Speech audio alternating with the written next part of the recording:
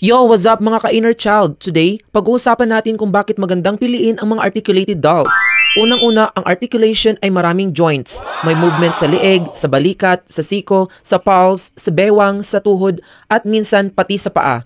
Ibig sabihin, pwede mo silang i-pose sa halos anumang position. Perfect para sa photography, stop motion, o pag-style ng OOTD setups.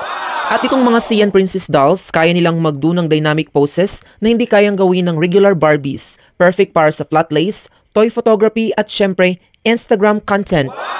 And based from my experiences, this kind of Barbies have freedom at mas creative. Nagbibigay sila ng creativity at storytelling possibilities.